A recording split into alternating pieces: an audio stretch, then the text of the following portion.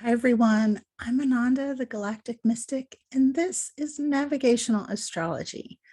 Let's talk about 12th House Synastry.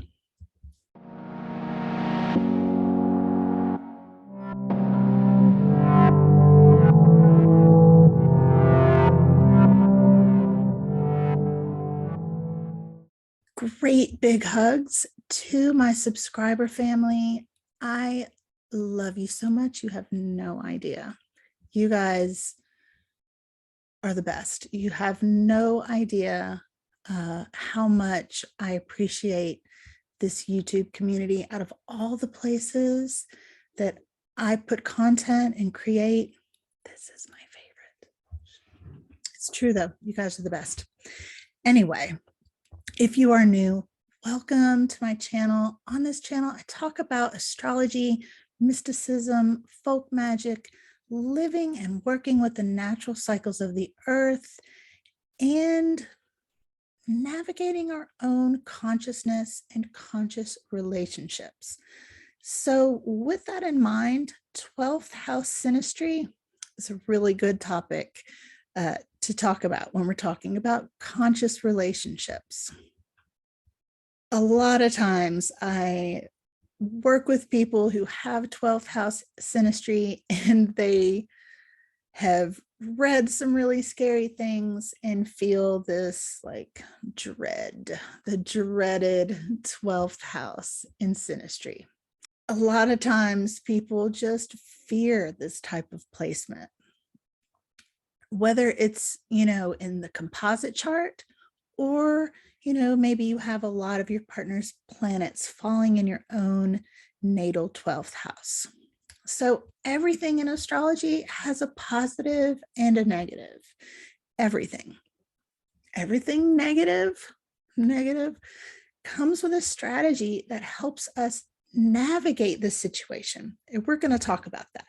Now, I've talked about this a little bit in the video I did on the composite sun through the houses. So I'll put the link for that video down in the description box, and it has timestamps. You can click on the 12th house. And even if you don't have the sun in your 12th house in the composite chart, it sort of gives a little bit of information about the 12th house in the composite chart and also in general, in case you want to check that out. But today we're going to talk about the 12th house in synastry and composite. It's kind of, in general, it's a very similar energy. And so if you're feeling worried about this, I think you're going to feel a bit better by the end of this video, or at least I hope you do. So in order to grasp how the 12th house works in our relationships, we have to look at the 12th house on its own. So the 12th house is ruled by Neptune and Jupiter in ancient traditions. And the 12th house is the final house before the cycle begins again at the ascendant, which marks the first house. So it's like the very end of a cycle of energy, so to speak. This is the house of Pisces. It's a mutable water sign. Mutable means it likes change. It's always changing. It's not staying the same. And if you think about that, that's really what water is. Water, well, I guess there is a such thing as stagnant water, but think about what happens when water is stagnant. Mosquitoes and pond scum, So having mutable water is actually a really nice energy because water flows, it's ever changing. And that's what the 12th house is. It's like the ocean. So this is where the essence of energy is as fuzzy and dissipated as it can get. It's like a drop of water in the ocean becomes dissipated and sort of loses its identity as an individual drop, right? So it's unclear by nature. It transcends everything that we know about the physical world. So successfully navigating 12th house energy really depends on how hard we try to make it concrete. This is like taking a jar of air and trying to like solidify it into something that we can see and name and, move around. You just can't. You can't do that. And so a lot of our struggles with the 12th house comes from not allowing it to be what it is, which is nebulous and foggy by nature. But because we are human beings that use words to describe things, we have to use words to describe the 12th house, even though it's kind of hard to describe. We can't just say, this is the house of sparkles and waves and swirly things. We have to talk about it, don't we? So some of the words associated with the 12th house are endings, solitude, self-undoing, karma, spirituality, fantasy, ego death, escapism, hypersensitivity, psychic experiences, privacy, monasteries, and unconditional love. Now, some of these words are lovely to have in our relationships, but some of these words are not the ones that we really would choose or hope to sort of associate with our relationships, right? But the truth is that 12th house relationships can be the type that your soul is longing for and can hold the keys to your growth in some of the most important ways. It's also true that on the more negative spectrum of experience, these relationships can be rife with projection, burst bubbles, secrecy, a general nebulous nature, and hidden things that we may not like. So one of the first things that you may find once you Google, 12th house synastry or 12th house relationships is that there's probably cheating involved, or maybe you are the secret partner. And yeah, that can happen, but it's honestly not something that I see very often. It's not even close to the most common way that this energy manifests. That secretive, private, or like solitude seeking type of energy is very real though, but it can be present in many successful couples synastry. It can create an energy where a couple is more private and likes to spend time together, just the two of them. Maybe they don't like socializing a whole lot. It can also be that the couple is hidden for reasons other than cheating and dishonesty. For example, perhaps the family does, one of their families does not approve of the partner, so the relationship is kept secret. And I've worked with a lot of couples where this is the case due to religious differences, financial reasons, race, sexual orientation, or gender identity. Sometimes it's better to protect your relationship from influences that maybe are not so understanding. That's another way that this 12th house sort of secret stuff can be. Another common theme is just, good old karma.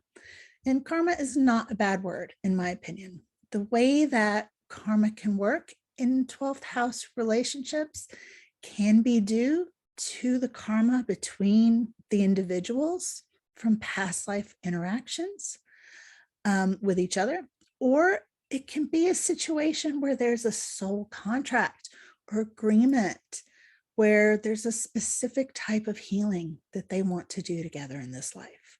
It can also be both. And also, this can happen even without a soul agreement, because we tend to attract people that force us to face certain things about ourselves in order to integrate these things and heal. There's also high potential for things like, fantasizing and projecting our fantasies onto each other. And that's kind of a mixed bag because, love can really thrive with a good dose of romantic fantasy, but gone unchecked, it can lead to some really harsh reality experiences down the road. Fantasy has its place, but everyone wants to be seen for who and what they truly are and to be thoroughly loved, accepted for who they are, not who we want them to be or who we wish they would be, etc. Now, certain planets like being in the 12th house more than others, and particularly in synastry and composite charts. Venus does particularly well here because she likes a bit of mystery to keep her fires burning strong. And the sun can even do well here, especially if the couple makes it a habit or a routine to spend their alone time together, light a candle, and just, go for a walk, be alone. The thing to really understand is that whatever planet is falling in your 12th house is going to be difficult to understand because the 12th house is where it is being received. And so the planet sort of comes into the 12th house and then becomes a drop in the ocean. It just becomes kind of dissipated and hard to make out. So if it's Venus, while some mystery is lovely, it may be hard to know how your partner feels about you. If it's Mars, you may struggle to feel secure about their physical attraction toward you, although that's not the only manifestation. There's a lot more to that. If it's Mercury, communication with words might be a struggle, but there could be a really powerful psychic connection and nonverbal way of communicating. So it's the 12th house person that is receiving the planets through that 12th house filter. So it's always going to be kind of a mystery to you if this is the case. And how this feels to you will vary and will depend on your own astrological blueprint and your own needs in relationship and the work that your soul is here to do. It all makes a difference. And you can help navigate that with a qualified relationship astrologer like me. You can visit my website. The 12th house relationship is, in essence, unfathomably deep. It can be really difficult to describe these relationships if someone were to ask you.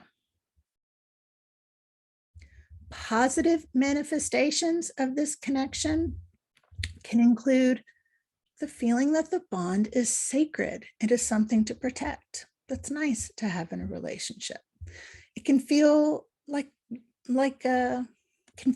you're in a temple or a sanctuary, or the relationship is your temple. Fascination with one another can be unending because it's mysterious. Unconditional love, intuitive understanding, and spiritual love are some of the highest ways that this can go. And truly, sacred sexuality and tantra are also very beautiful manifestations of the 12th house in synastry, and pretty likely here.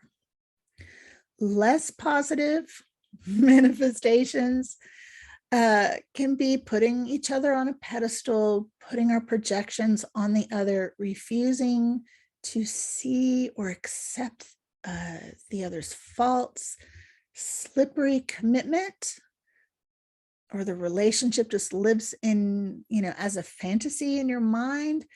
And then, of course, those secrets and hidden things, the possibility for that. So the strategy here for conscious relating it's kind of a high calling and it can be difficult to manage. I'm not going to lie. I mean, it's tricky. Assuming that this is a healthy, vital relationship that is mostly expressing the higher end, the higher spectrum of 12th house energy, the most important thing is that the bond is treated as sacred, like a precious thing. And I've said that a bunch of times, and it's really the main strategy. However, possibly even more important than that is that you do not lose yourself in the connection, that you don't sacrifice all kinds of things. You don't sacrifice yourself. There can be a tendency to want to blend into it, to merge completely, like that drop in the ocean, to give up things. This is a recipe for disaster, though. You just can't do that. The planets, the universe, God, whoever you're into, they tend to slap us right out of that in a harsh way. It doesn't end well when we do that, when we lose ourselves in another person. So it's utterly, extraordinarily important that you remain sovereign and fully you in this type of bond, this type of connection. And that can feel like it's contrary to the natural flow of the relationship energy, but we're talking about conscious relating, and you're here watching this video, so now you know. I hope that this was helpful. Do you have high amounts of 12th house energy in your synastry or in your composite chart? Let me know in the comments. It's no joke. It's deep. These relationships can be very hard to shake because they're so there's just something about it. So it's not really that scary, is it? I hope not. I wish you all the love in the universe. Thank you so much for spending a little bit of your time with me today. Thank you so much for liking and subscribing and for being a part of this YouTube community and family that I just fall more and more in love with all the time. I will see you soon.